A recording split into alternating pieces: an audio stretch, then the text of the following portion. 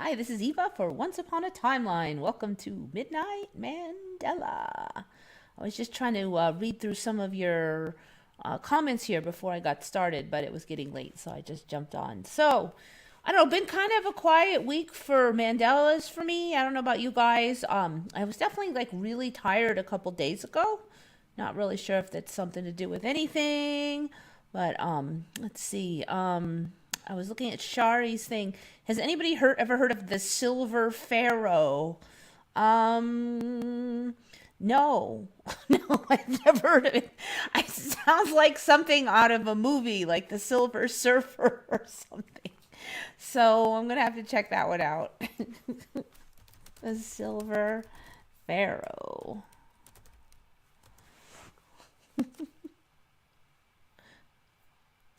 There's all kind of crazy stuff going on with the Egypt stuff. Okay, let's see. The Silver Pharaoh, Secret of the Dead.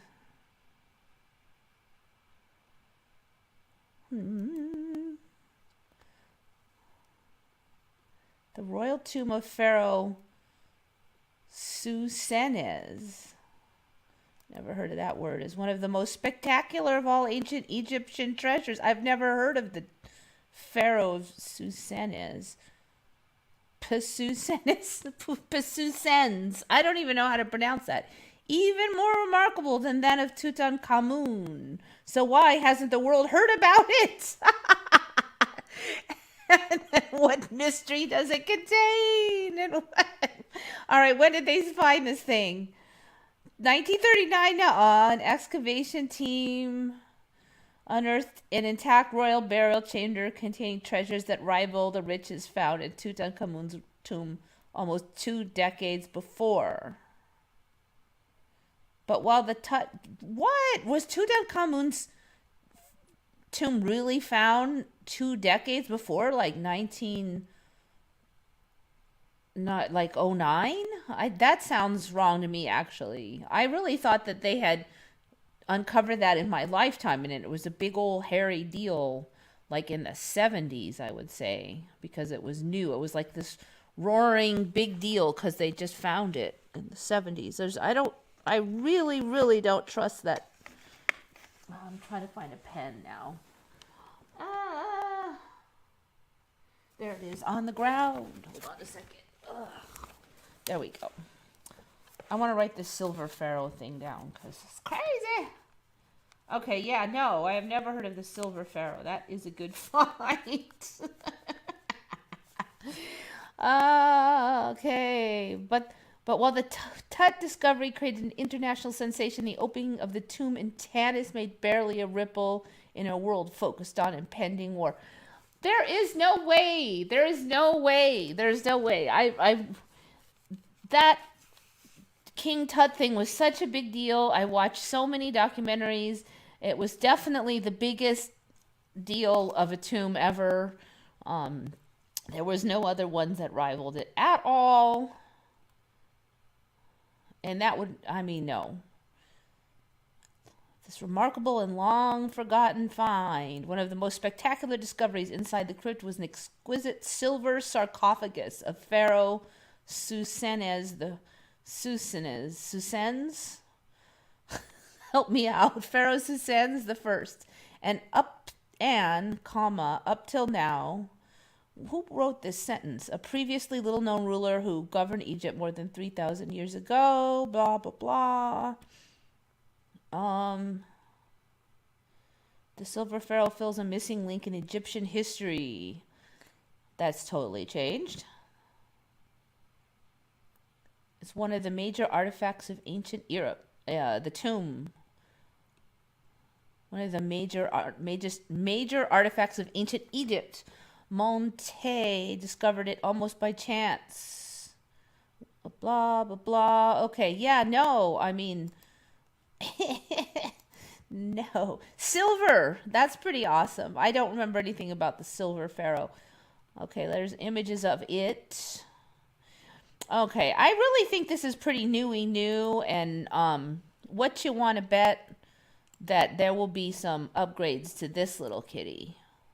Open image, a new tab. Okay, there's the silver sarcophagus. You know, it's interesting because they always talk about gold everything, and it actually just seems kind of strange to even hear about a silver one.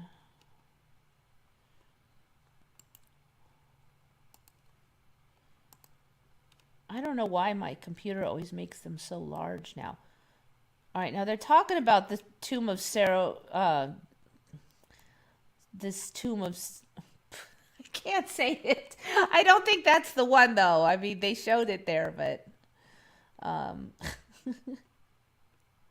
Susenes. Okay, here's another one. Yeah, why does my computer always make it large now? Oh, maybe I screwed it up by doing that a long time ago and it never stopped. That could be it. Okay. Huh. Yep. No, I've never heard of it. I have never seen it. What else is in there?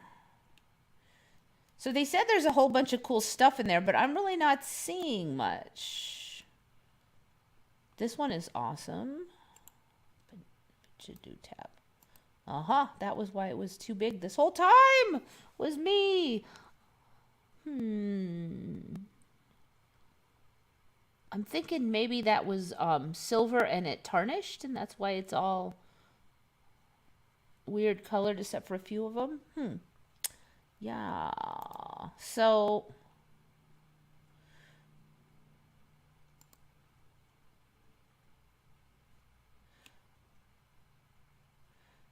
if it's silver, this is probably like super tarnished. And it was probably way more awesome. Assuming there's a timeline when this was new, it was probably way more awesome back then. Silver, you know, I don't even remember there being much of silver, probably because it tarnishes. Gold was always favored because it doesn't tarnish. Well, not many images here.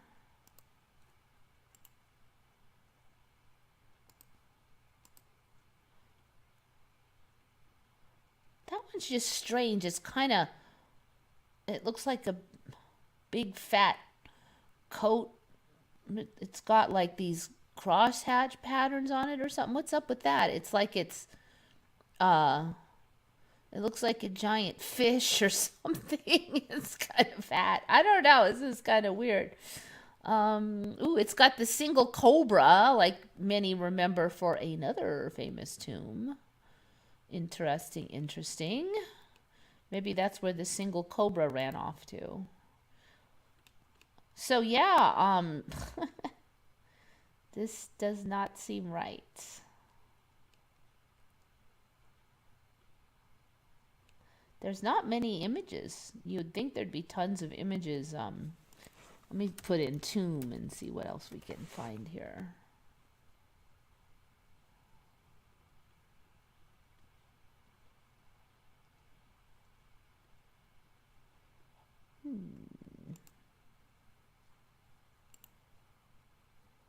It's interesting to see that lately now, you know, it used to be that you couldn't, you go into these places and you'd have to dock and scrabble over hard pavement and stuff. And now apparently, I mean, is this a museum or is it in the tomb? Because we saw another tomb where they had it all like, it almost like the tomb was the museum and you could walk in there and everything. So see, I would think this is a museum, but then I'm looking at this scrabbly ground here. And they would just put like the images behind glass. I feel like the images are a lot better than they were in the old days too, just quality wise. Tomb of, that's Tutankhamun there, I think, instead.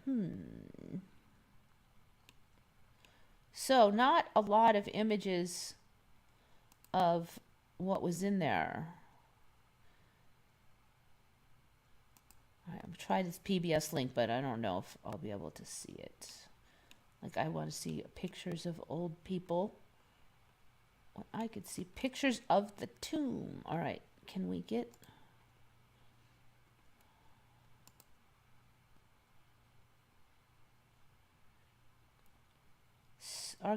stills from reenactments and images of individual featured in the silver.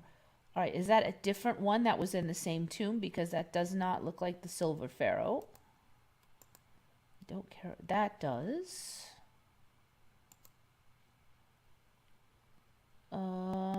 That's interesting. Okay.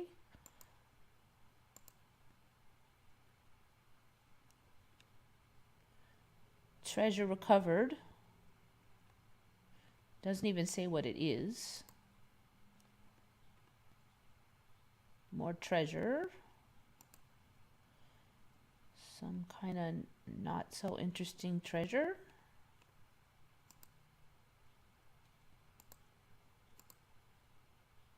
I guess that's fetuses. Why did they make one eye big and one eye crabby?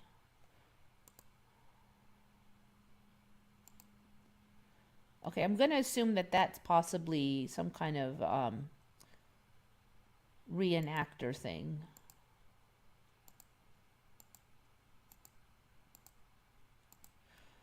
All right, so yeah, so they're giving like almost no photos of the tomb treasures, even though they said it rivals Tutankhamun, which, so I think we're going to find a lot more of this stuff showing up, like magic.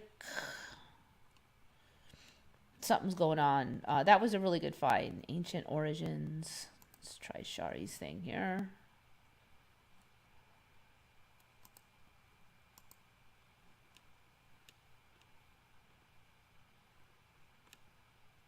Oh, cool. Yeah, I guess you can tell my style. That one's a little closer to it.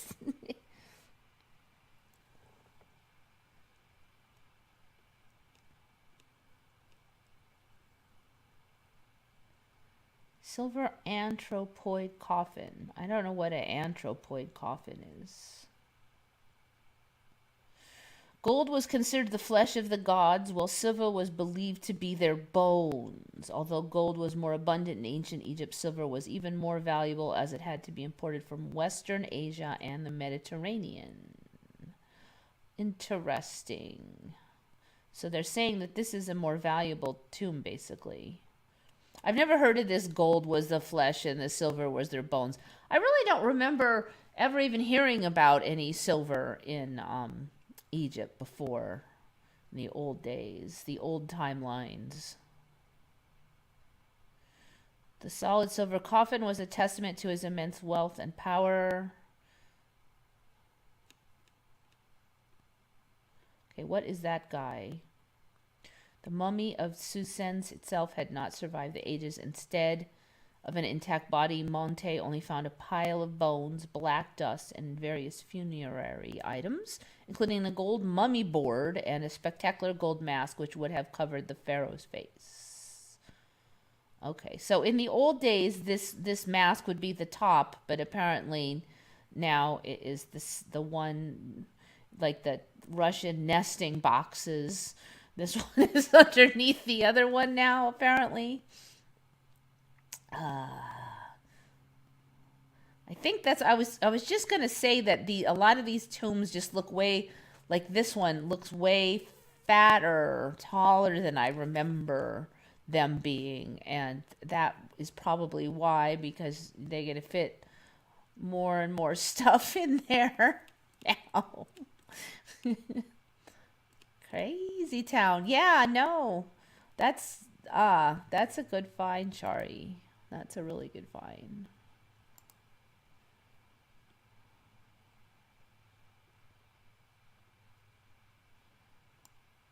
Picture of him.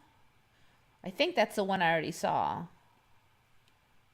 Scary boy. Oh, I think we already saw him though.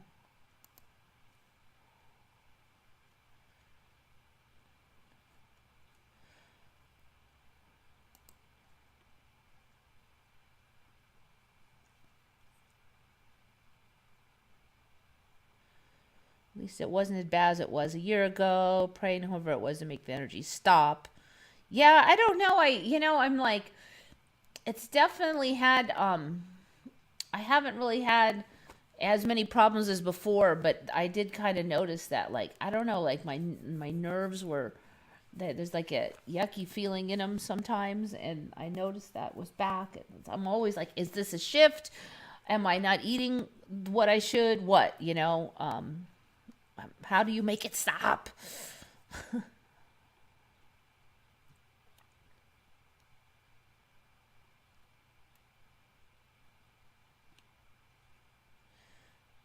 Yeah, stomach's been a little weird. I have really found that the monolaurin helps me a lot with that, though. It keeps everything settled down. It's an ingredient out of coconut oil. It's one of the main ingredients out of coconut, but they do have, like, you can just buy the monolaurin straight. It just seems like I don't know. It just, like, when my stomach's starting to bug me now, I just take monolaurin like twice a day. But monolaurin is something you got to work your way up to because it changes gut bacteria, and you don't want to do that rapidly. So I take monolaurin regularly. Like I'll take a little bit every night. It's like these, just like these little pellets that are like a fat, but they only have like 20 calories or something. So it's not real bad. Um, I'll do them most nights a little bit, and then if my stomach is bugging me, I'll switch to like more and twice or maybe even three times a day if it's real bad. And I've noticed that that really kind of settles things down. Stomach stops whining. JoJo's, yeah, you know what? I just was pretty busy and I was kind of behind and I'm kind of slogging and I was trying to do taxes and then all this other stupid stuff's come up too. It's just a bunch of stupid stuff. There was a problem with something I was shipping to Australia and I have to send all this documentation and, just a bunch of little things like that.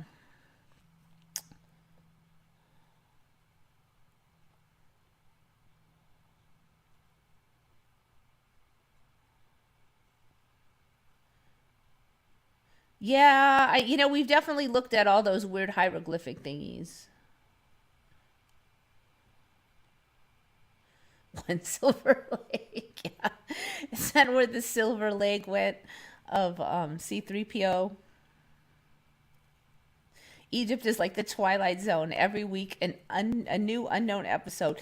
That is an interesting concept. Egypt always has been probably one of the most interesting areas of the world as far as archaeology and stuff. So is that why it's just sort of like concentrated there, or is it like really some kind of weird thin spot where all this stuff shows up? I mean, like, what it is it? What is it? And like all the other places that were old school have kind of degraded more, but and the pyramids have kind of degraded, but then you see all this new stuff out of Egypt that is really awesome.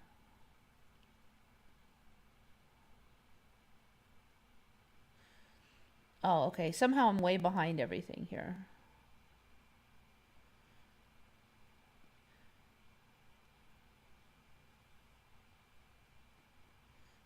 Archaeologists excavated and recently found a sphinx with the head of Roman Emperor Claudius. I wasn't that like a little one though? Because I'm kind of thinking it would be like you have this famous thing in your area, right? Like you have this monument. In this case, it would be the Sphinx. So they would probably make little sphinxes. It's just like if you go to Paris, there's probably a million little, what do you call? I can't remember the name of that monument in Paris now, but whatever's the monument, you're gonna get. They're gonna be making copies of it. So a stolen Egyptian artifact appeared on YT depicting a golden pharaoh, but when you move it from left to right, no matter where you put it, the Egyptian pharaoh keeps looking at you with his eyes. Interesting. So I'm sure they're going to say there's some kind of effect of angle and stuff with that, but yeah, so yeah, just the one snake on that one, like the old days. Now they're probably gonna say, "Oh, you thought there was only one snake on Tutankhamun. You're just confusing it with the Silver Pharaoh that you never heard of before or saw, but you're confusing it with that." That's probably gonna be the new storyline.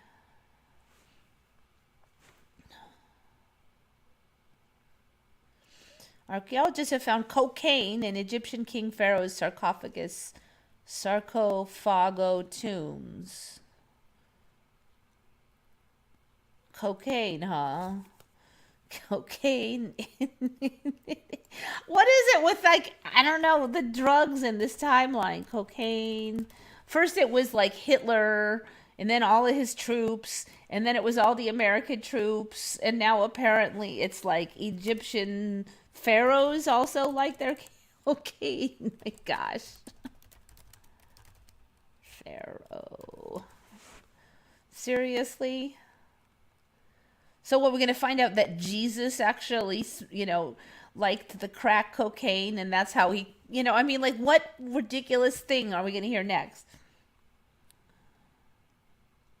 There is no reference to either cocaine or tobacco anywhere in Egyptian records.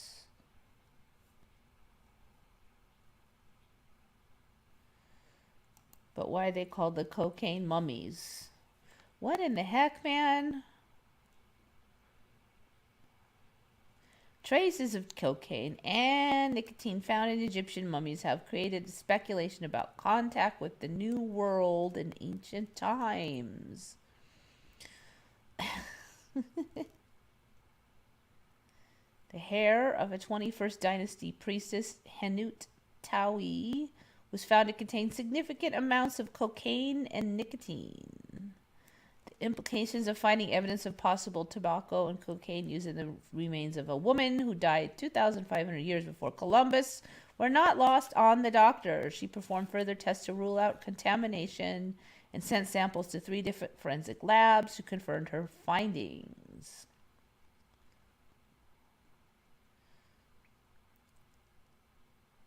There have been some very compelling arguments raised against the findings, that the samples are contaminated, the remains are modern fakes supplied by unscrupulous traders, modern environmental contamination. One of the mummies was repaired in 1976. Tobacco fragments were found inside the wrappings. This was initially dismissed as contamination, and following the carefully photographed removal of further fragments from the abdomen, subsequently ignored. Plants such as potatoes and tomatoes contain small amounts of nicotine, and where they form a significant part of a person's diet, it is possible to build up large enough residue. Okay, I can almost guarantee you that the storyline will come out that it's legit that they had cocaine, or maybe there was another plant that was like similar to it, or maybe they did get it from here, or the evidence was hiding in plain sight and they just didn't recognize it as such or something. Because I don't know what it is about the current timelines, but it's like the drug stuff is like so everywhere with the cocaine. And then you've got the psychedelics, which are sort of like somewhat the cure to some of the other addictions, that you can get off of the other addictions using that. And it's I don't know, crazy. Tombstone, yeah.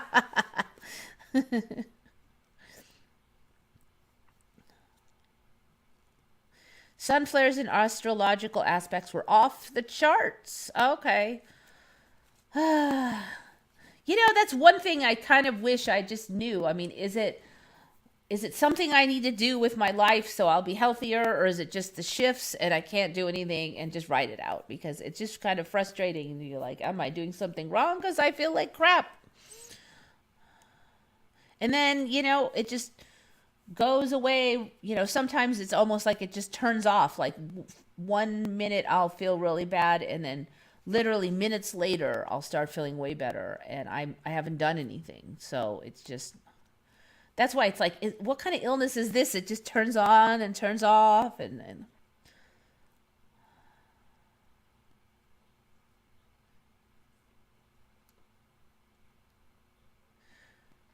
So it was UFO proof who told me about the Egyptian coke inside the coffin.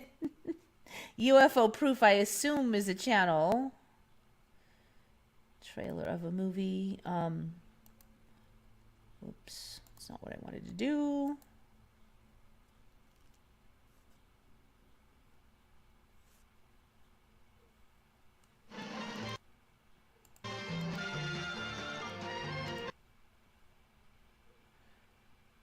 1 year ago.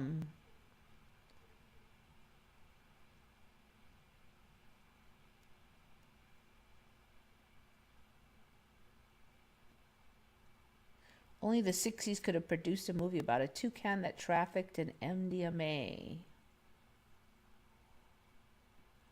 I have no idea what this movie is. 1968.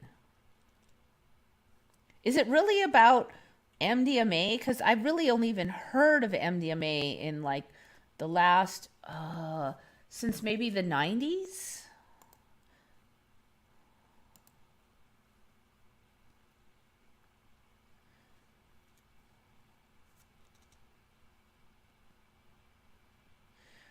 Kyle Aloaya said the Egyptian loved to do cocaine. Huh? What? I don't know. I mean, what's the evidence that they did? I mean, so yes, okay. All I've seen so far is they found some cocaine in some hair. Um, so that would kind of suggest that one person at least loved to do it, but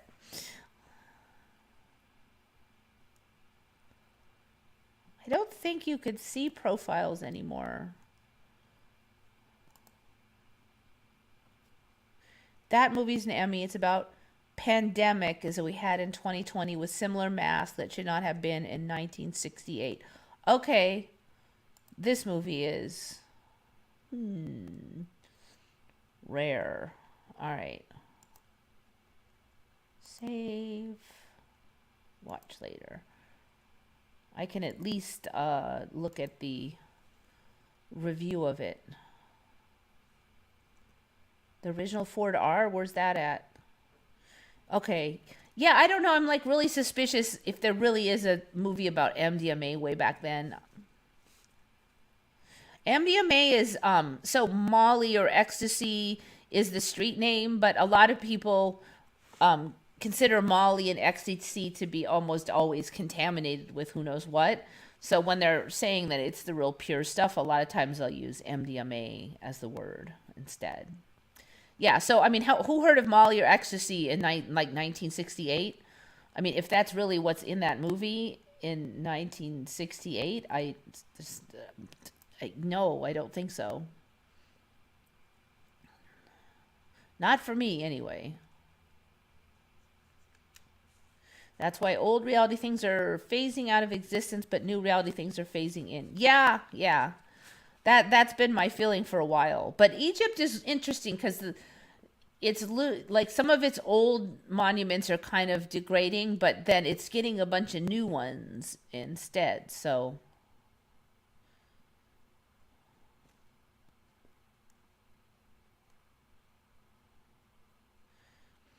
MDMA is supposed to be the pure stuff. Yeah, I don't really know that much about how it's created though. Although there's also MDA, which is like a relative of MDMA, and I don't know if they also sometimes call that Molly or E also. They're pretty close. Who dropped their coke into the pharaoh's sarcophagus? You do have to wonder, but they were saying that they did hair testing, so one would imagine it would be inside the hair, so it didn't just fall on there.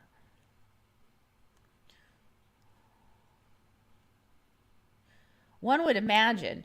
So, if this was like, if I didn't know anything about Mandela, then I would say, well, maybe they just screwed up or something, but just watching the kind of flow that the timelines have had, that where there's definitely a really strong flow towards drug use, basically. You can see it, we've got a huge drug use problem now that we never had before. Of course, it's blamed on the new types of drugs, but we're seeing it go backwards in time. So it went back to Hitler, World War II. Now we're seeing it with these pharaohs. And frankly, I hear, every day I hear more about maybe there was some kind of famous philosopher, and they were saying maybe he did like some kind of psychedelic, and E equals XTC, a combination of many MDEA. I don't know what MDEA is. MDA, MDMA, and some salmiak. I don't know what salmiak either is. Hitler used cocaine eye drops. Yeah, so, for a while, I don't know if it's still the state, but they were saying that probably the reason that he lost was because he was just such a coke addict that his brain was like toast and he couldn't think straight. Salmiak is ayahuasca DMT. I think that spelling is not the ayahuasca spelling that I know, but so DMT is an ingredient in ayahuasca. Ayahuasca is a natural plant, and DMT is one of the active compounds in it. But you can, yeah, there it is. That's the ayahuasca. But you can also get the straight DMT, like the pure stuff. So ayahuasca is like a slower trip. I mean, you'll still be pretty out there, but DMT is like the rocket launcher to planet La La Land, like 0 to 300 in 5 seconds or something. So it's really hardcore psychedelic. And then you're done in like 15 minutes or less. So, but it's crazy. It's not for everyone, let's just say, because it's just really hardcore. Not hardcore as addictive. Like I don't think it's any more addictive than the other psychedelics, but it's just very intense. And for some people, it's too much and it's too scary. Mescaline. I don't know a lot about mescaline. It's kind of old school. And LSD is like an artificial one, so it's a little bit different. Shrooms is the natural one. So like, I don't know a lot about ayahuasca because I never did it. Now salvia, that one I have heard. I've never done it, but I have heard that you don't want to. That one is one that almost nobody likes. Like I've never heard anybody say they'll want that it was a good trip. Like it's just scary and confusing kinds of trips for salvia. We had a very weird week, and I had Emmys appearing every day. Like personal ones. I'm trying to think. There was a couple little piddly ones, like, and I guess it's not that piddly, but just like the roads looking. Oh, there's one. Okay. I think I said before there's this restaurant that has the giant volcano, like artistic volcano in the front, and and I was saying before, I believe, that it used to be on this kind of medium length block with lots of stores, and it had gotten down to being just a few on that block. And then today I saw that restaurant now is the only thing on that block.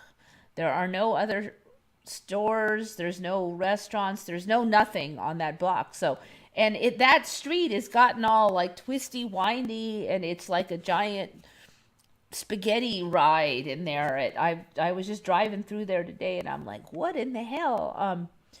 So I don't know what that street. There's a lot going on. I feel like everything's getting warped in there, and the buildings are gone, and there's no room for the buildings that are gone. The street is on the corners there, so there's no room for any more buildings now. So they couldn't have ever been there in this timeline because the street itself, the block, is short. So yeah, that one's down to one building now. Almost the whole block is gone except for one building. It is such a trip. And that block had it had to have like 10 different things on it before, and it makes me crazy because I can't really remember much about them, but I thought there was another restaurant, like maybe a fast food, and there was some like offices and stuff, boring ones, and so they're gone now, and they never existed. Anybody else waking up feeling they're on psychedelics, feeling and seeing shapes and colors? I kind of want to say that's kind of been a little bit of like the last 3 years. Just like my brain, is just more spacey. And my left brain, my right brain is more powerful, but my intellectual brain has gotten weaker. I have to, I can still access it, but it's just not as easy. I've got to like, you know, push to get that now a lot more than the old days. What if I lately I kind of had a thing where it looked like something was crawling and then there was nothing there. So that's like kind of creepy. It's like a bad trip if it was like that. There's been like I was crunching up this newspaper and I thought there was a giant spider in there, and then I was like, yeah. And I looked and it was just like a dark pattern on one of the part of the paper. I'm like, but yet somehow I really did see a spider, but I checked and it was huge in my mind. And I checked everywhere and there's no way that big a spider could have been hiding in there. So, and then like another day I thought I saw a spider crawling and I looked, there was nothing there. I even moved. So I'm like, well, I can live without like this particular hallucination. Thank you. Purple sticky salvia was the only bad trip. I've never heard anybody had a good trip from salvia, ever.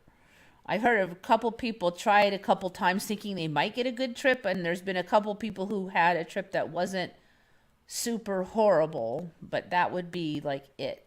So I don't recommend anybody do that one. And I've definitely heard a lot of people who thought it was the worst nightmare ever. New status, I think you mean statues found on Easter Island. New statues. I think there was that little one, right? There was that little goofy guy.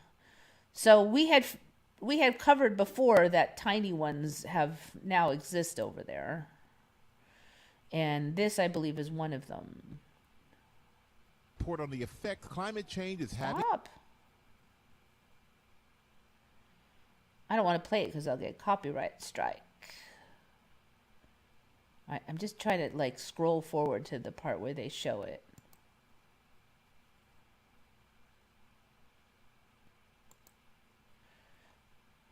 It's weird because all those weird red hats were showing up and now it's like almost no hats again. Are we gonna morph back out of the red hat world?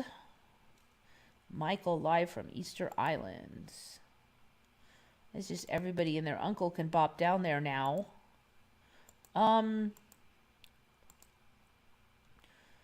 Getting an up close look, and I'm not getting an up close look. Is this it? Maybe this is it. No. That doesn't look like a new excavation. Look at all the grass grew. I don't know. They're talking about an up close look. And is that as close as we're getting here? A tiny rock.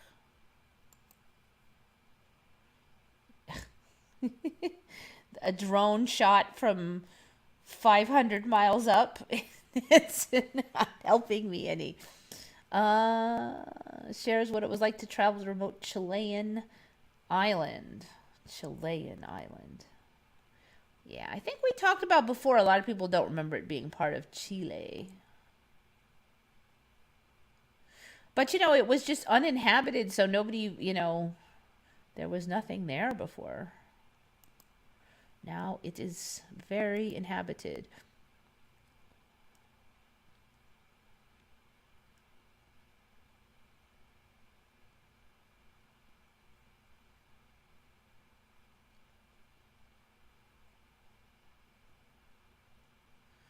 I have some purple sage. I don't know what purple sage is. I know sage. If it's one of the sages, then it's just like, it's not a drug.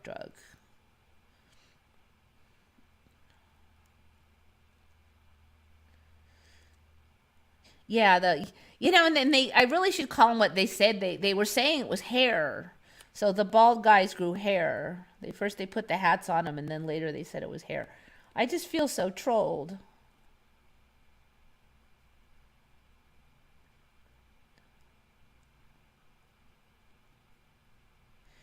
The new statue is weirder. That hat. Okay, I don't know. That one's not. If you tell me what minute to go to that has the neat looking stuff, because all I see is a faraway bit of stone. Where did that? So I think there's still some hats. Let's see. Easter Island. Wait, come on. But a lot of them went away. For a while, there were lots of them. And there was, you know, if you had all those, when those lines of the statues showed up, they had a fair number of them had the hats, but now almost none have it. Okay, now it makes a liar out of me. So this one here is the only one that I have a photo of. So it's interesting that this one stayed. And it could be that maybe a lot more lines showed up. What the heck is that one? I've never seen that one before. Is that real? Giant stone hats found on Eastern Island Head shows cooperative culture. You know what's different? There's something different that I didn't catch. I'm just catching it now. So before, there was only... All right. Wait a minute now. Okay. So before, these showed up and I made a video on these little top knot things. Now, I swear they were a little smaller when I first saw these top knot things. So I'm like, hey, some of them got top knots now. But I don't remember there being a whole nother style, which is this big, whatever, what do you call that style? It's, you know, it looks like a cup, inverted cup shape or something. Now, so we have this new style of hat. Before, they were all like, first like this, and then some had the top knots, and one were to kind of assume that the top knots had broken off on a few of them, but they were all initially the same. But now we have this. This is obviously a different style. So, new hat. I don't know why they're painting in the eyes now. They didn't used to have eyes. Then they had eyes. Now they paint in the eyes. They look like goofy cartoon characters now. Of course, after I complained that the red hats were gone, this was the one I was looking at. I swear that this one had more hats on it. You can see that the sizes used to be all the same on these Easter Islands too. Now we have all different sizes. So that was sort of more like the original hat. And they all had that. Then they got the top knot. But now we have, you know, actually that one looks a little different than the other ones from over there too. It looks like to me like we're just going to get different hats now. That one looks a little narrower than that one. This one looks taller than these ones. So, yeah. Basically, I think we're just going to get a bunch of styles of hats now. Here we go with that one. Well, okay, now it's making a liar out of me about saying the hats have went away, but... Okay, here's one thing. This hat is sticking out way over, like... They used to be more centered on the head, I think. This one is almost like... And the other thing about these... I think the divot that holds the hat on is a lot more. So originally they were smaller and they were just perched up there. And then they said, oh, it has a slight concave thing so it won't fall off. It looks in here like that concaveness is like more. So more of the head is hidden in these. So there's been that change. Let's see what else we got.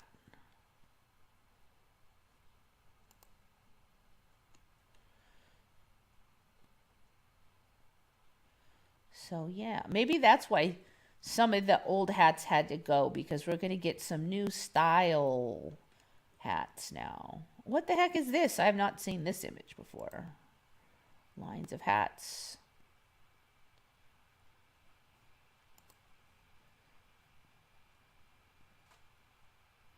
There's just lines of hats now? That is new.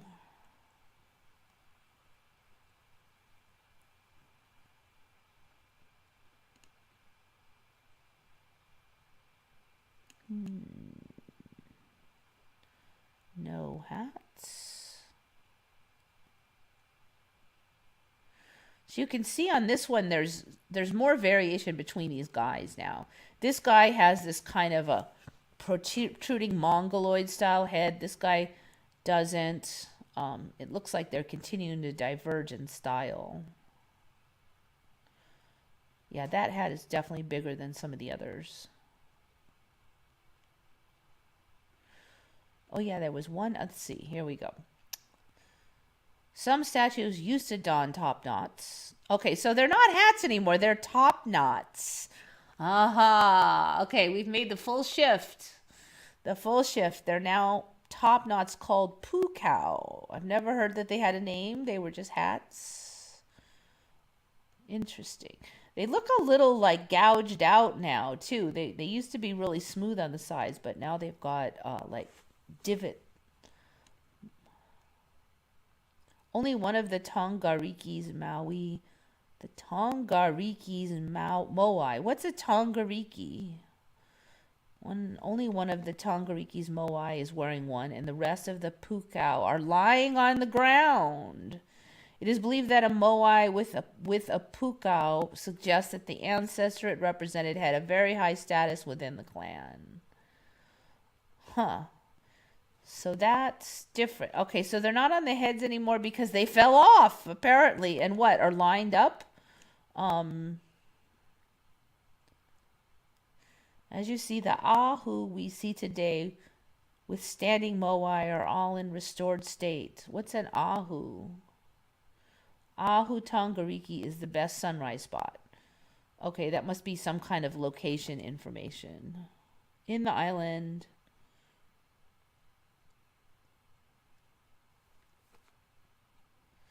Okay, so they are officially hair now. Last I checked, they said they are believed to possibly be representative of hair.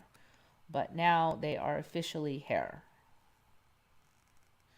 Some scholars believe they were toppled down due to tribal conflicts. Pushing them face down was an insult to the surviving members of the other tribe.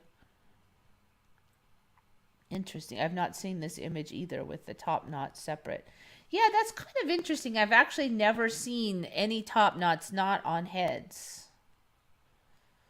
I have also never seen any broken up moai. I've seen some on the ground, but not all broken up like that. They were still intact even when they were on the ground. So, interesting. Are they not as sturdy as before? They just break up a bunch of pieces? Ahu Vinapu is another ahu that has been left unrestored. So what is this? It's just piles. Is that supposed to be one of the statues?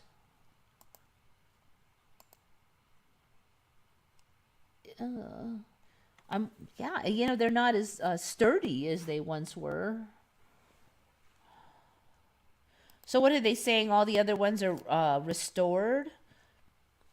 The stoneworks of the platform of Vinapu display the skilled craftsmanship. Okay, we talked about that before. We're getting the interlocking stones now over there.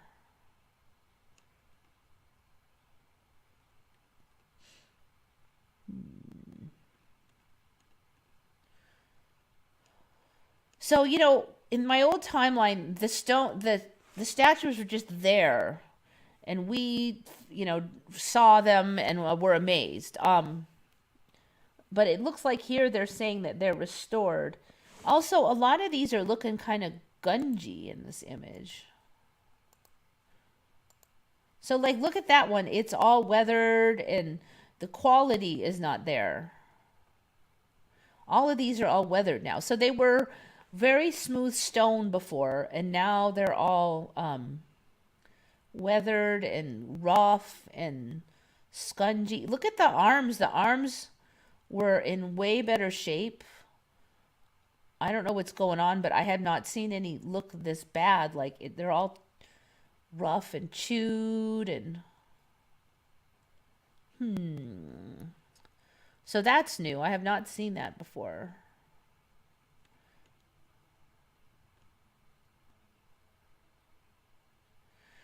Punapau is a quarry in a small crater where the top knots placed on the heads of the Moai were made. I think it's Moai, but they called it Maui. There's no good spelling anymore anywhere. The pukaos were carved out of these red scoria rocks. Many unfished pukao are scattered around in the hills that surround the crater.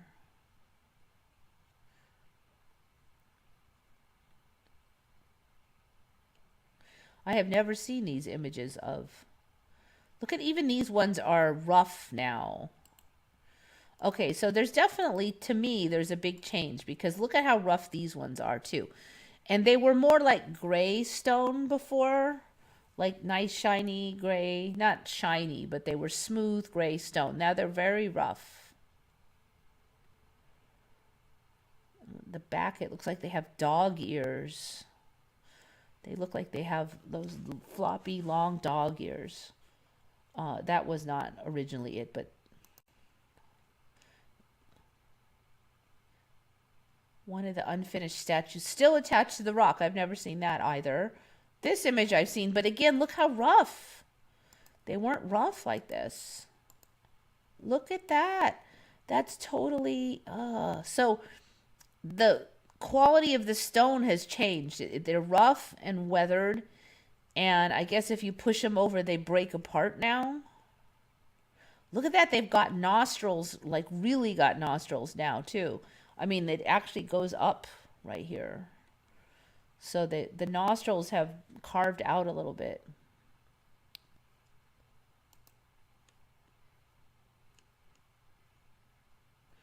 Even this one, I've seen this image a lot of times. It was dirty, but now it's all rough now. Look at that.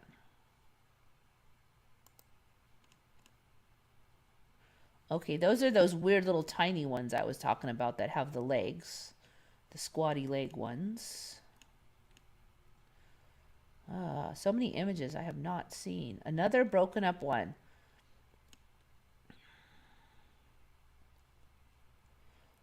So, like this image where they were showing how they might have moved them, this was more like how they all looked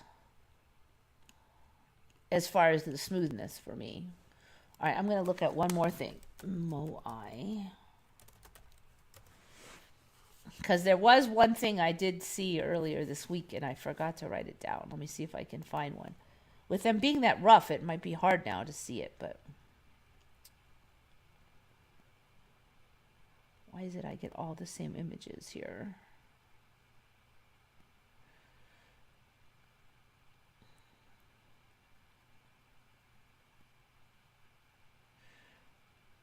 So what it was is actually that where the fingers are. I have not seen this image.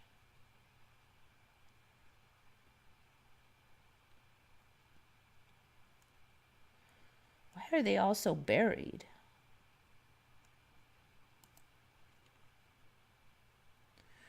So basically what I'm looking for is, I saw one image where it looked like, where the fingers come down under the belly. That used to look like a belt buckle.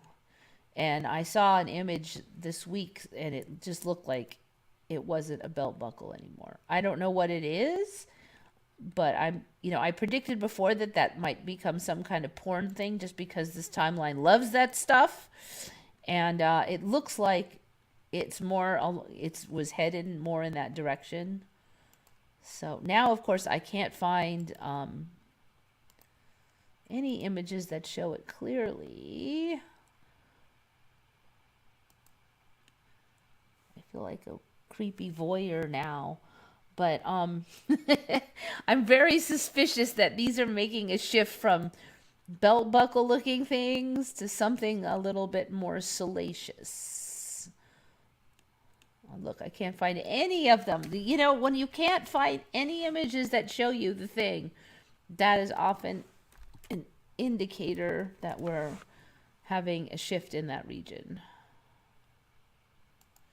Going to Google here to see if they have more.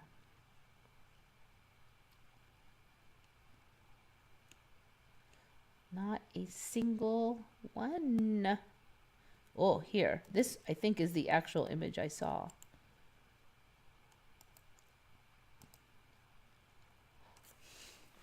The one image I want to be big. Okay, let's see. Yeah. So if you look at that now, it's I don't know what that is. It doesn't look like a buckle exactly. It doesn't look totally organic, but it looks like there's like a square with like a round thing with like a divot pushed in. And I don't know if that's making some kind of tiny mushroom shape in there or what, but that is actually the image I saw that made me go, huh? What is going on, people? Now look, there's a dude standing right in the way of this one, I bet you. Doink. Wait, no. Nope, you can't quite tell.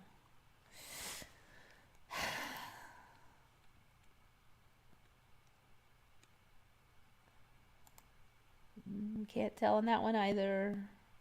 They're hiding it. Something is off. Open image. All right, I'm gonna look on this one and then I'm gonna give up. I swear I am. I don't see. It's just not happening. So I was able to find this before. Of course, it's too blurry. You can't see. Yeah, something's going on with that. Something's going on with that. Nope, you can't see it anywhere. Every image that would show you is too blurry.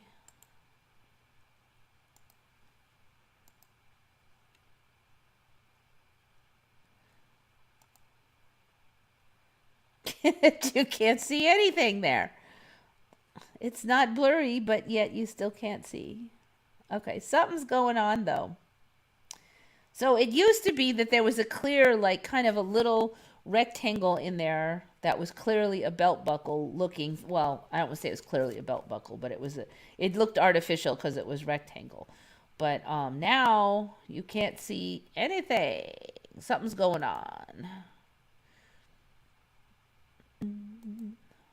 Very curious how that story develops.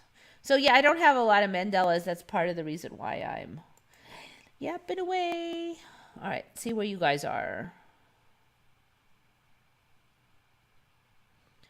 I hate shadow spiders. Is that what they're called? Shadow spiders? Shadow spiders. Because they're not really there. I mean, like, I'm absolutely positive. I think I've seen, like, it happened like 5 times now that I thought there were a spider. And the last few times it really looked like a spider.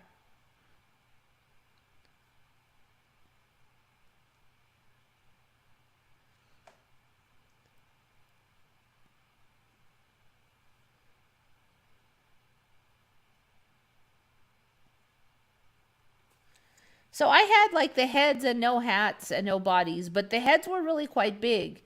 And for a while, these statues with the body had gotten pretty small. Now they do look pretty big again. That was one thing I was kind of thinking, but I wasn't really sure. So it's weird because, you know, they shrink, then they're big, then.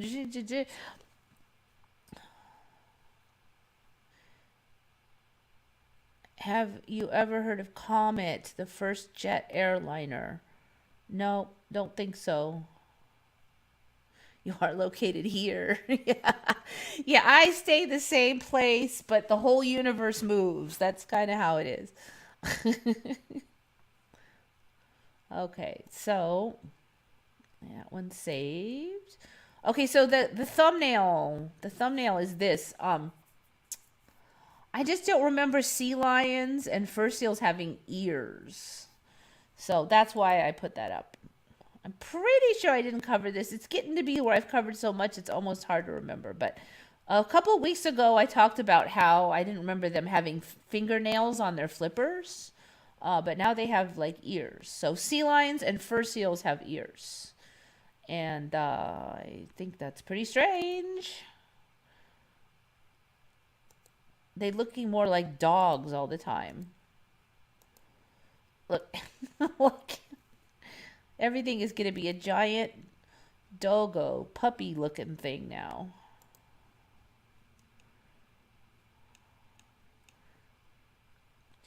This is actually what got me started, because the ones that don't have ears have giant holes in their head now.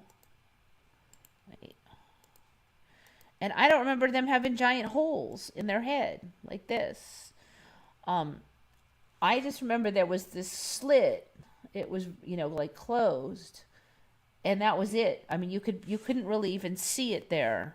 And now they've got this giant hole in their head. And if they don't have a hole in the head, they got a big pokey stick-like ear thing.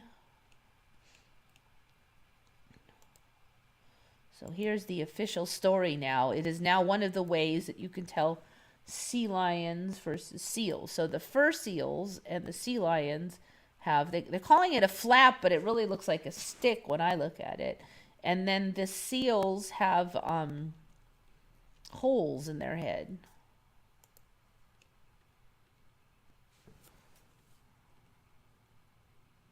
It just looks so wrong. All right, there's a close-up of it. I guess it is a flap. Seems wrong. So I just remember them having like a smooth head. That was it. They didn't have, you didn't see ears. And when I look at them, like, what's that crap on their head? It just does not look right. Like these bumps. And they're such weird little things.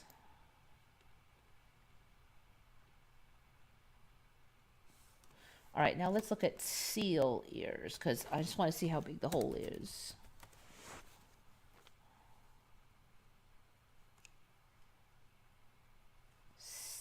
I forgot the L.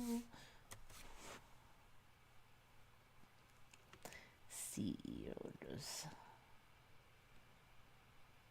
All right, now they said that they have holes, so I don't know why I'm still getting those, but here. Open image.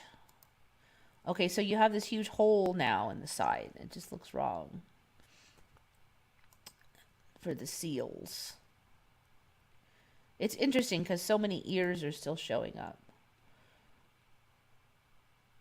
I guess because these don't have ears, so when I type in ears, it gets confused. See, again, there's a giant hole there.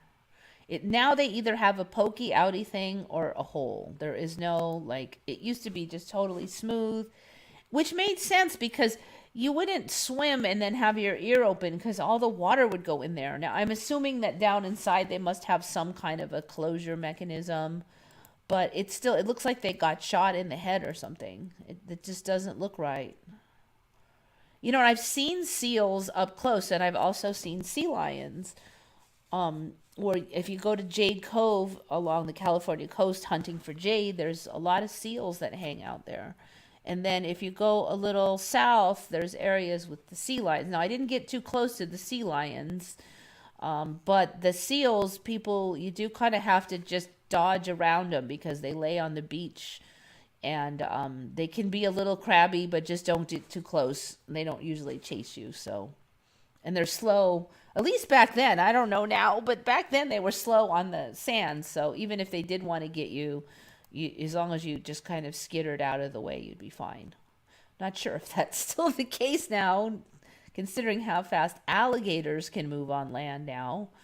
They used to be slow. See, look, it just looks so wrong. It looks like you're going to get sand and crap in there. Anyways, so that's the thing.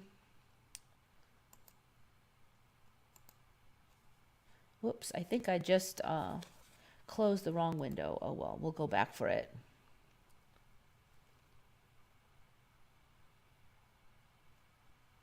Does not get your seal of approval. Whales, I don't think whales have ears yet, do they? I'd be scared. Yeah. Maybe they're next. Maybe in a year I'll be like, did I cover the whale ears yet?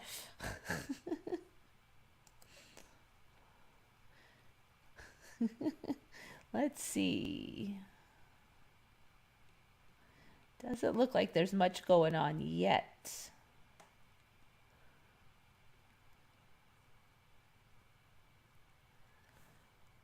I mean, things used to just feel the animals could feel the vibration through the water. You didn't need like an exterior ear because it would just come in through the water. So it's actually kind of weird to have. All right, it looks like there's not too much going on with these yet. They circle the ear, you can't even see it. They could have been circling nothing for all I know. All right, so whales, no ears.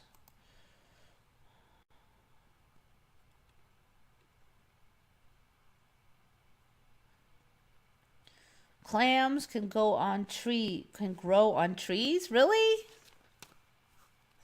Clams grow on trees. No, like you just squirt some water on them or something? Are you just talking about, wait a minute now, if it's a tree, there should not be any high tide submerging it.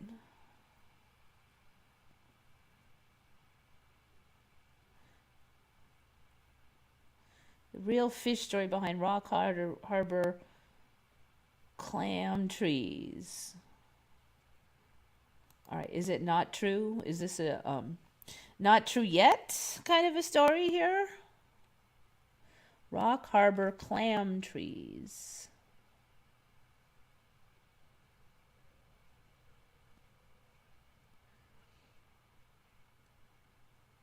How did these pine trees get named clam trees?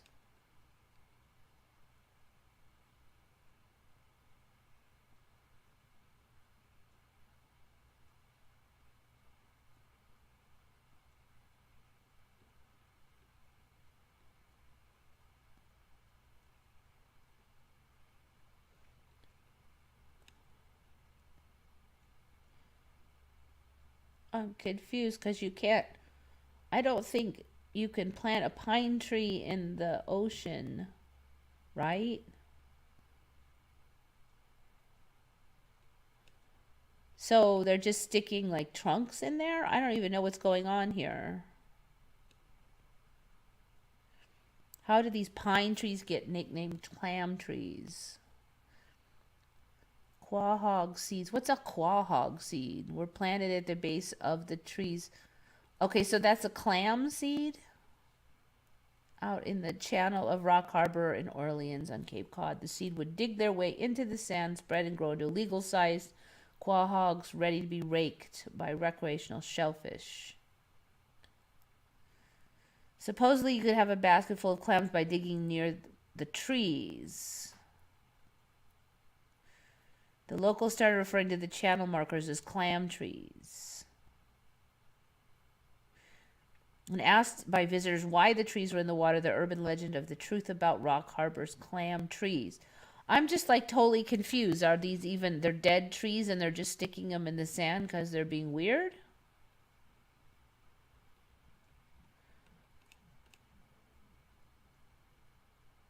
I don't get it.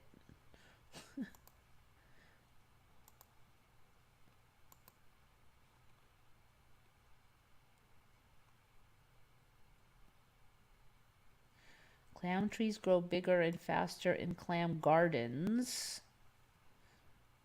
Clam gardens?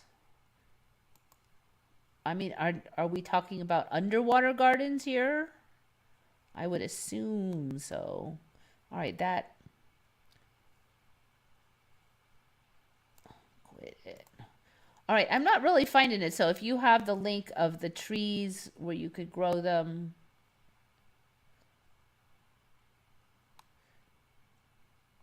I mean, where you can grow these clams on trees, because I'm not finding it.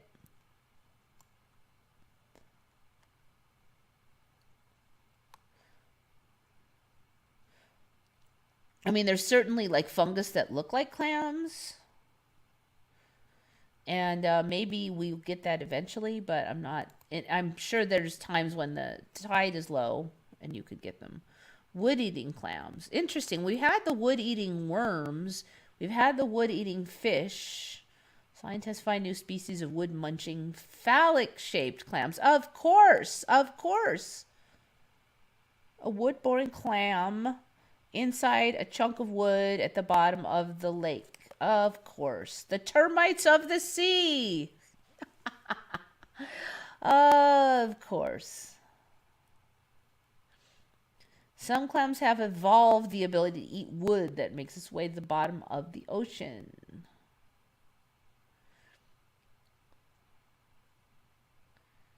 They're diverse species of clams. There are 6 different groups of wood-boring clams. All right, I'm writing this in. Clams eat wood.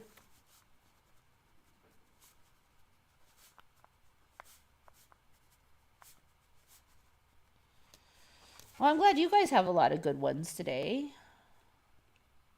They somehow seem to know when they are near another clam's tunnel and they avoid breaking into it. But how they know is a mystery. All right, check out Wood Bored by Clams. Shipworms. Oh, wait a minute. Okay, we did shipworms, but I don't remember them being clams. They were like long, skinny worm things. They weren't clams. Wait a minute now. Something's awry. Because they were worms. Shipworms were worms. They weren't. Something's rotten in Denmark. All right, so they're saying they're clams now? And those holes look a lot bigger than the shipworm holes that we saw last time.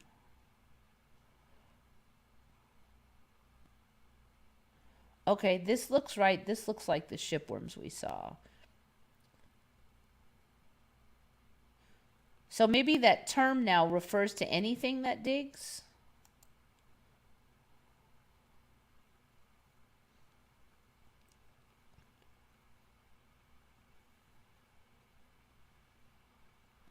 All right, so what we want is not there. Typical.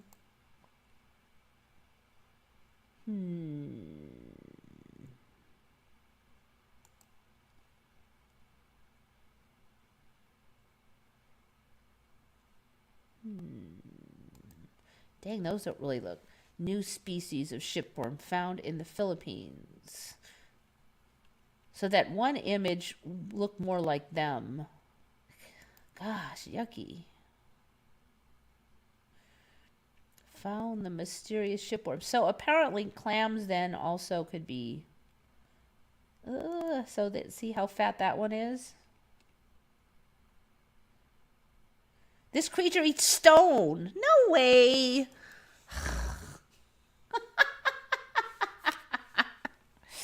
This creature eats shipworms are known for. I can't read it because it's the New York Times.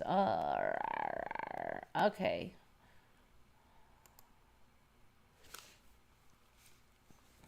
Let's see. This creature eats stone. Let's see if we can find it. How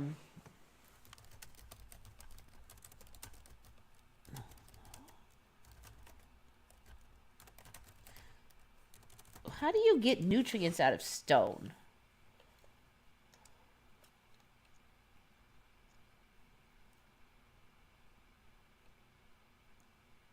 Here we go. This bizarre worm-like creature eats rock and poops sand and may even redesign rivers. Most clams are happy to make their burrow in a nice soft bed of sand or mud. Relative of shipworms puts the hard into hardcore, chewing holes into rocks and excreting the debris as sand. Oh, come on. That's ridiculous. Clams that eat rock. What do they get out of it?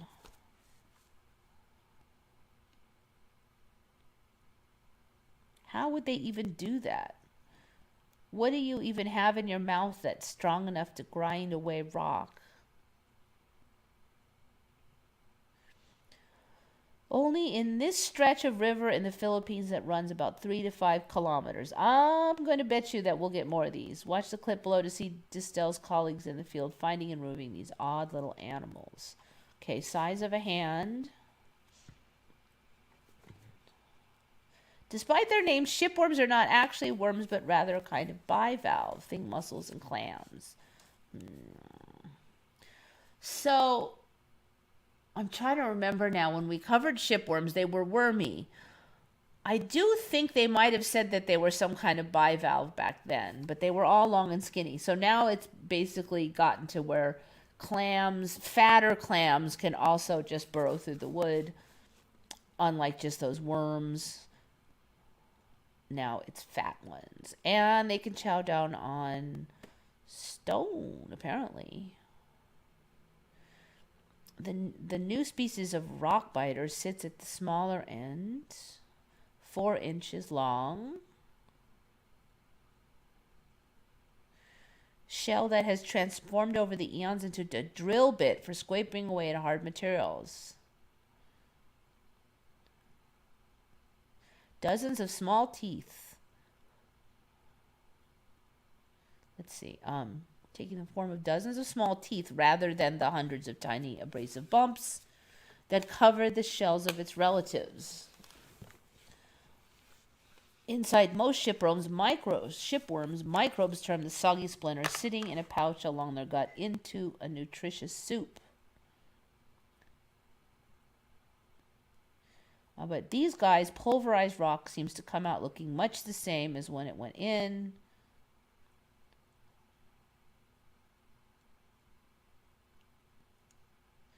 Scientists are left with little more than speculation, but it is possible that tiny rock-eating mollusks gathered their food in a similar way to the giant cousins, with some help from unique bacteria living in their rather large gill slits. How would bacteria turn rock into nutrients, though? Or by sucking up scraps from the water through their siphons?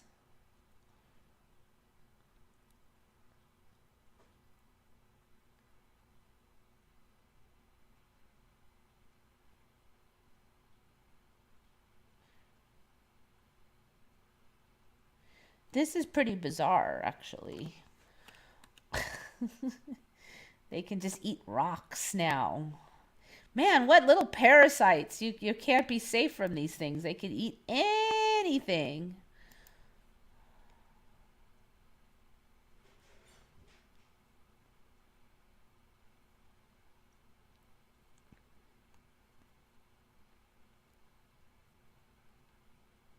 There's something jumping around outside. I hope it's the cat.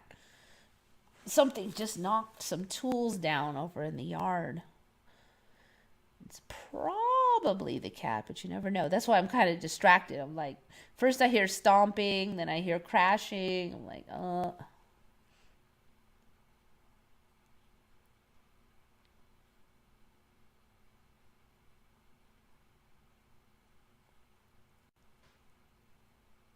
I love clam chowder with bacon. I don't think you're going to like it if it's full of sand.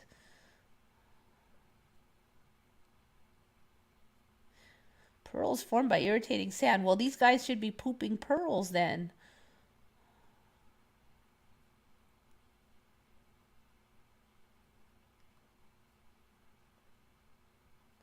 If wood-eating clams were real, we shouldn't have been able to find old ships. Yeah, that's a good point. So, for me, the ships used to disintegrate, and, after like 40 years, the wood chips would just be gone, and you might find some metal pieces. But I have noticed that in the current timeline, they'll last for like hundreds of years down there. So it's bizarre. And we didn't have wood-eating clams back then, but just wood would rot under there. It just, the bacteria and the moss and everything, and it would just rot away. It doesn't seem like that happens now. It's strange.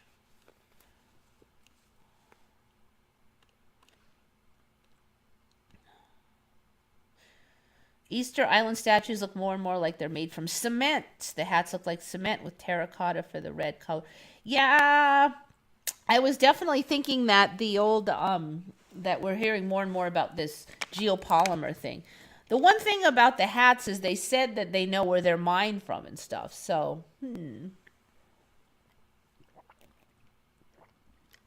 So if they're this geopolymer, then some like additional weathering and them being less hardy would make more sense. Although another explanation is they could just be made out of a lot softer stone. Still just seems, I don't know. Something has definitely changed though, because last time I looked at them, they were nice and smooth.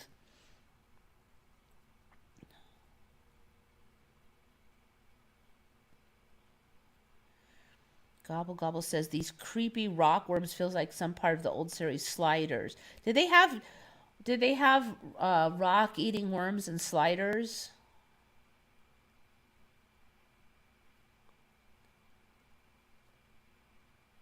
The more things change, the more they stay the same.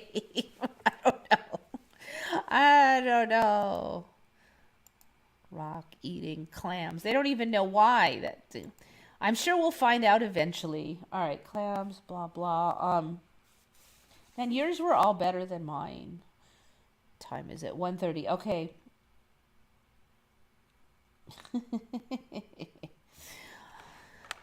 Speaking of extraterrestrials, this is only tangentially related, but it could be related. I didn't find the clams that grow on trees. If you find them, like the link or like the scientific name or something, let me know. Let's see, what? How do I look this one up again? This one was.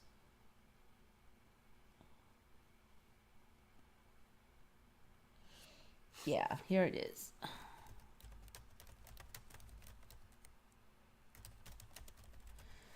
Okay, so apparently there's something different now about how when you get pregnant, how the baby attaches to the mother.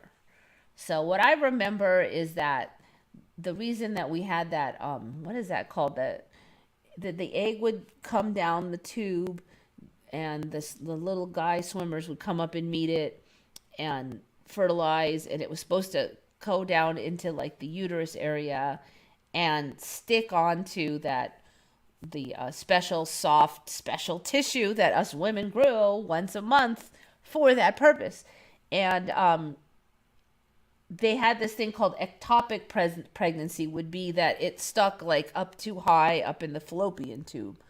And that was ectopic pregnancy, and it was not good because the fallopian tube is not meant to expand.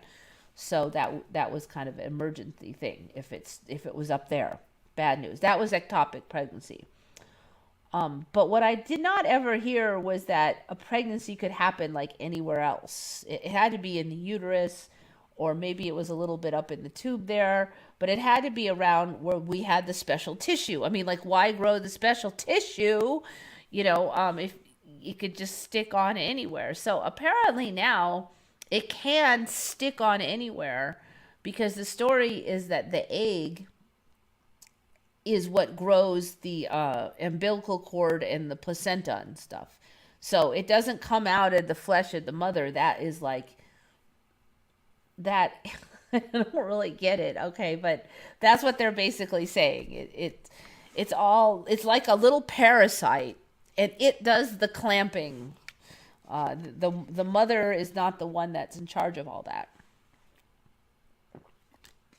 So what that means is if this little fertilized egg gets anywhere, it could just still clamp on. So it could clamp onto your intestines, it can clamp onto your spleen, it can clamp onto I don't even know how it would get up all around in there, but apparently it could just stick on and start slurping nutrients out of anywhere in there. Okay, so this one, sorry, it's gross. Don't look. If you're So basically, like, this one is abdominal pregnancy, and there's all these different type of ectopic pregnancies now. It just used to mean that was up in the fallopian tube, but now it could be like anywhere. Let's see. So ectopic is when the fetus is growing and developing outside the womb in the abdomen, but not in the fallopian tube, ovary, or broad ligament. I'm like, broad ligament? It wasn't even a thing before. So this one here, it just like attached onto the intestines. And so so abdominal pregnancy is it's somewhere in the abdomen, like anywhere. And here's what's creepy, okay? They're also saying that it can like be detached and reattach. And I've been trying to find some more info on this, but they're calling it, there's two kinds of abdominal pregnancy, which is basically a pregnancy where the baby latched on somewhere else in the abdomen. There's primary abdominal pregnancy, and there's secondary abdominal pregnancy. And so primary is it attached in this wrong place from the start. But secondary, this is where it even gets more creepy, is it was attached in the right place and something happened, like they're not really clear exactly how, and it broke loose from the womb or wherever it was supposed to be and like fell somewhere else and then reattached. It reattached at the new spot. So now you can just like apparently break them off and move them and stick them onto a new spot like an intestine or a kidney or something. I mean, like, this is crazy town, okay? So, like, this baby can attach onto like a kidney and just like be living off the kidney. Now, obviously, well, I won't say obviously, but they are saying, that these are, of course, dangerous because there's not enough room for the baby generally in these other places. But they're still saying that if you're careful and if the baby remains viable, you can still bring it to term enough to have it like cesarean. I don't know if it's even a cesarean, it's surgically removed alive, So the point is you'd be really careful and get it to an age where it could survive outside the womb, outside the abdomen. I don't even have the right term. Outside the mother. As soon as it gets to old enough to be like a surviving preemie, then they would remove it.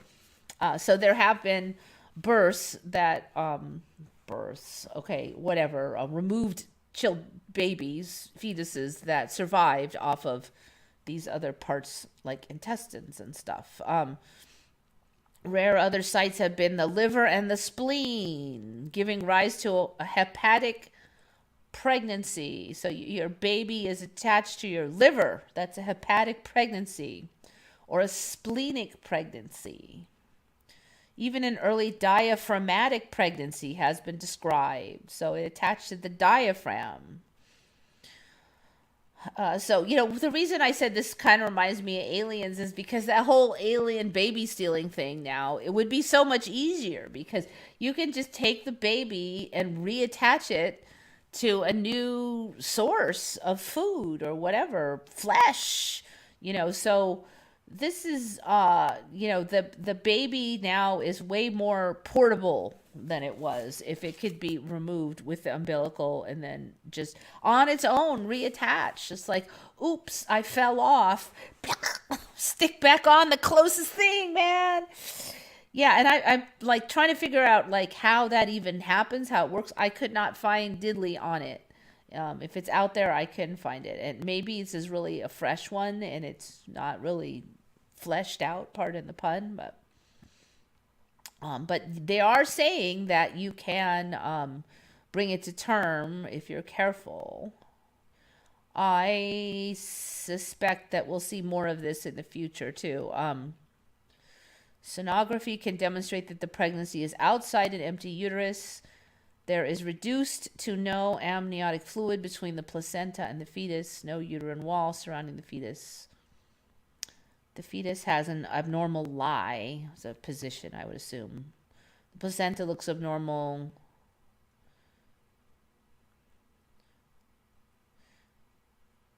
So apparently they generally suggest you just have it removed, but you could, if it's healthy, bring it to term enough to survive.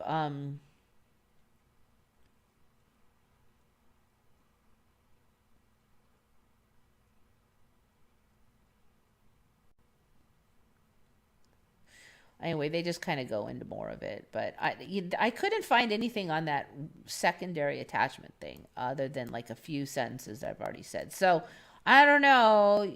This little creature now is a lot stronger and more survival oriented than the old fetuses. You could have, you probably could. I don't know. I mean, like, I don't know. There's not, the big problem in the brain is there's not enough room in there, okay? So you're going to have to be satisfied with fetus and fetu and those other creepy things. But yeah, I don't, if they somehow were able to keep infection out and stuff.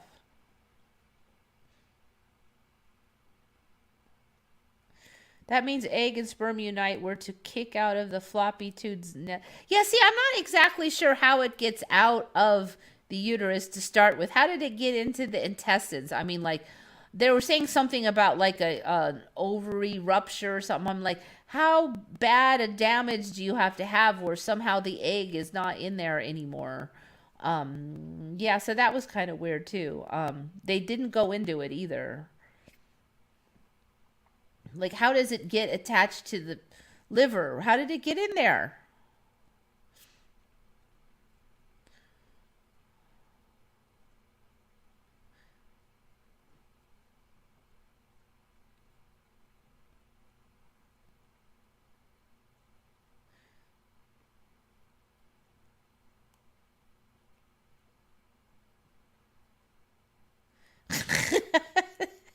I don't know. They didn't. I'm telling you. Let me know if you find out, cause Oh, here we go with. Oh, you're right, Shari. Oh my God, you're right. Here we go with men could get pregnant.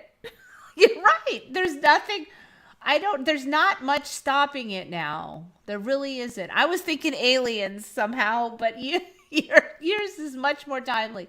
There's not a lot. It seems like the whole rejection of foreign proteins has really dropped back. Um, yeah, I mean, what's to stop it like attaching somewhere near the stomach or something? You're right. Oh my gosh. Yep.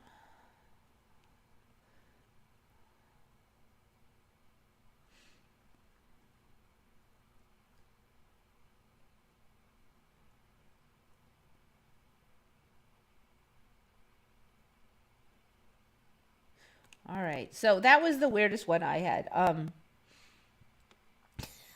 See, they didn't say anything about that you guys are going. There's nothing about that. Let me just look at that. How does it causes? Risk factors, sexually transmitted diseases. What are you gonna? It's like eating a hole in your uterus or what? Damage to the fallopian tubes from previous surgery. Okay, so what? You got a hole in your fallopian tube? It doesn't close up. Tobacco smoking.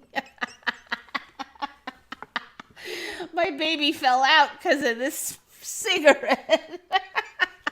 No, no. Tobacco smoking is what you do after. Oh my goodness. No, I don't think so. Let's see. Um, treatment. See, it doesn't really say. It says risk factors, and there's a couple sentences. Um, mechanism.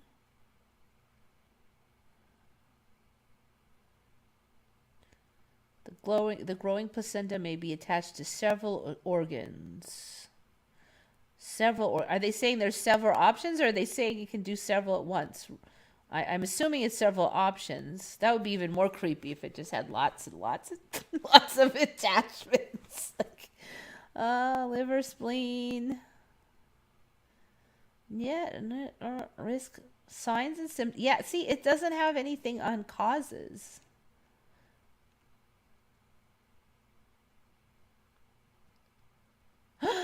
No! Oh my goodness, Shari, it does cover. I didn't even see this before. Because pregnancy is outside the uterus, abdominal pregnancy serves as a model of human male pregnancy or for females who lack a uterus. Although such pregnancy would be dangerous, abdominal pregnancy has served to further clarify the disease preeclampsia, which has previously thought to require a uterus for it to occur. However, preeclampsia's occurrence in abdominal pregnancy with the conceptus outside the uterus helped throw light on preeclampsia's etiology.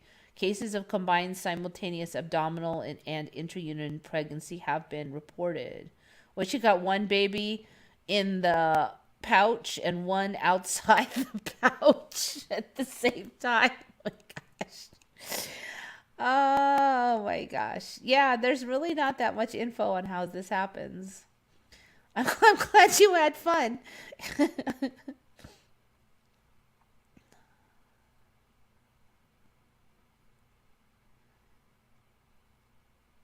Congratulations to men who could breastfeed babies before and now they can produce them. Yeah, we're getting pretty close because they're basically saying milk can come out. They just need to leave, like, make a little spot for them in there, and if it was near the stomach, then their stomach should be able to. I mean, you see the beer belly, right? There's definitely room for a baby in there.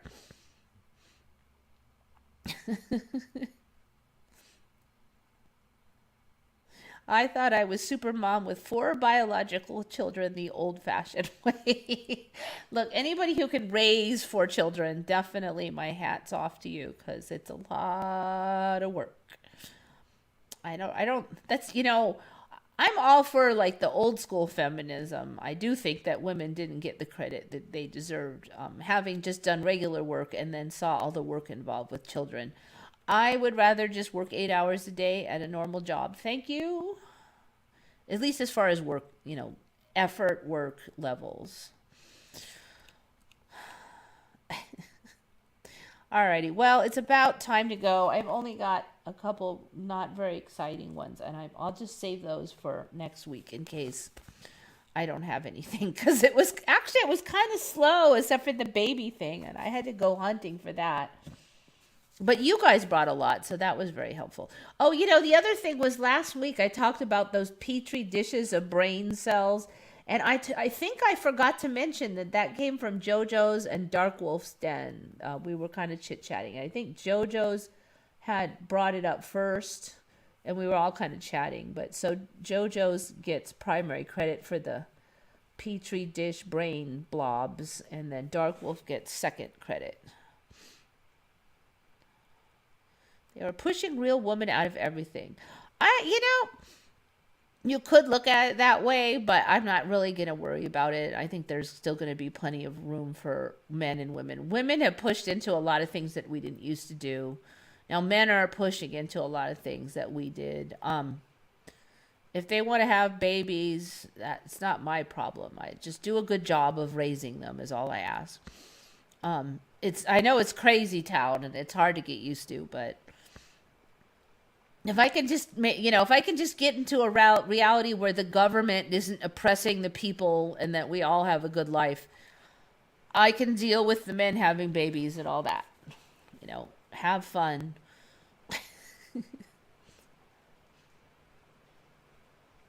All right. Well, I think I'm good. Thanks, everybody. You know the drill. Think good thoughts, everybody. This is Eva signing off for Once Upon a Timeline.